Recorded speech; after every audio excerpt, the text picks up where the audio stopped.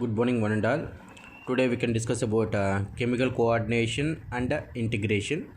Here, first we can go for the integral system. What is meant by integral system? The association of nervous system and endocrinal system is commonly called as a integral system. What is the use of the integral system is for maintaining of homeostasis of our body.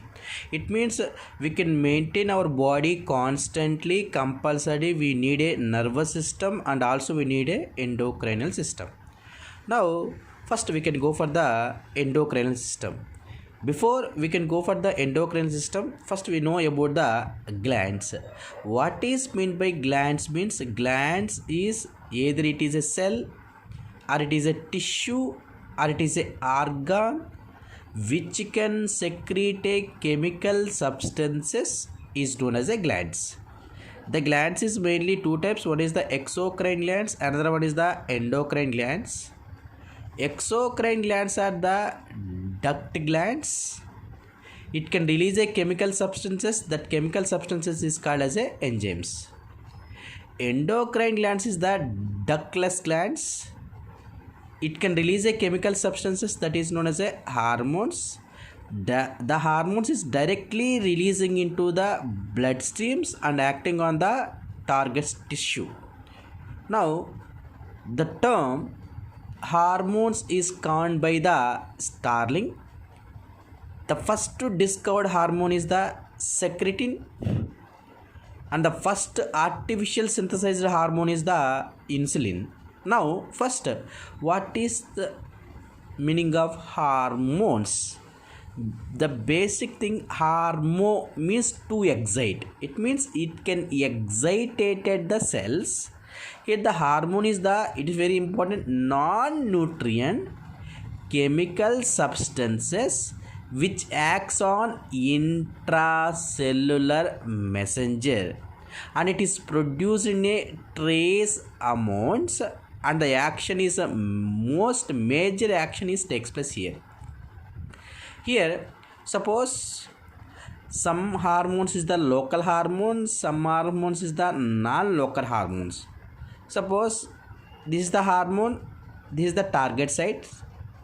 The hormones production is takes place in one side, acts on another side, that is the target tissue. That type of hormones is called as a non-local hormones. It means production of site is different, target site is different. That hormones is called as a non-local hormones. But the some of the hormones is the local hormones, that is the gastrin and somatostatin. Suppose the gastrin hormone is released from the stomach and it is acting on also in the stomach. That type of hormones is called as a non-local hormones. Some are highly specific to the target tissue. It means it can acting on only in the target site only. That is the thyroid stimulating hormone. It can be acting on thyroid gland. And another one is the adrenocorticotropical hormone. It can be acting on the adrenal cortex.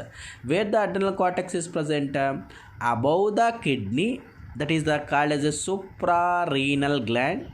That is they having a adrenal gland.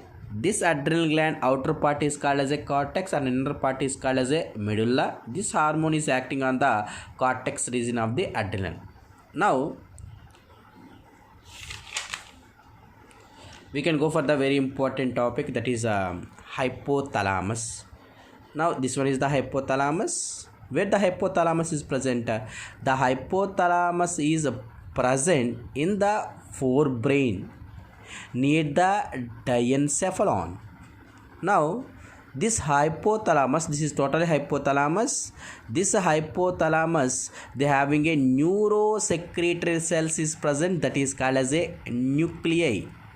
Here I already said the hypothalamus is called as a neuroendocrinal system. It means it can conduct the nerve impulses and also it can release a hormones, that is called as a neuroendocrinal function. Now this is a pituitary gland.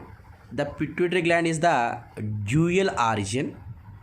Here this is the anterior pituitary gland and this one is the posterior pituitary gland. Anterior pituitary gland is also called as a pars distalis or also called as a adenohypophysis.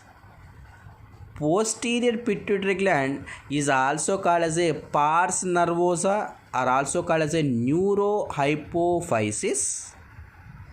Between pars distalis and pars nervosa, middle they having a pars intermedia. This pars intermedia, it is merged into the pars distalis. Now, I already said this is the hypothalamus. This is called as anterior pituitary gland, and this one is the posterior pituitary gland. Between this, they having a pars intermedia. Now, this hypothalamus is connected to the anterior part of the pituitary gland by a hypothalamic neuron. Due to this hypothalamic neuron, what are the hormones is releases from the hypothalamus that acts on anterior part of the pituitary gland. Okay, now this posterior part of the pituitary gland, the hypothalamus is connected to the posterior part of the pituitary gland through hypothalamo-hypophyseal tract. This one is the hypothalamic neuron. Here this is called as a hypophyseal portal system. This is the hypophyseal portal system, and this one is the hypothalamo-hypophyseal system. Here the pars nervosa or posterior part of the pituitary gland can controls and can stores which hormones. One is vasopressin and another one is the oxytocin. That's why vasopressin and oxytocin is stored and released from the posterior part of the pituitary gland. Now this vasopressin and oxytocin is synthesized in the hypothalamus. Very carefully, vasopressin and oxytocin is synthesized in the hypothalamus, stored and releases from the posterior part of the pituitary gland. Here I already said they having a pars intermedia. Now you have to think this one is the pars intermedia. This pars intermedia can controls melanocyte stimulating hormone. Remaining all the hormones is controlled by the anterior part of the pituitary gland. Except these three, remaining everything is controlled by the anterior part of the pituitary gland.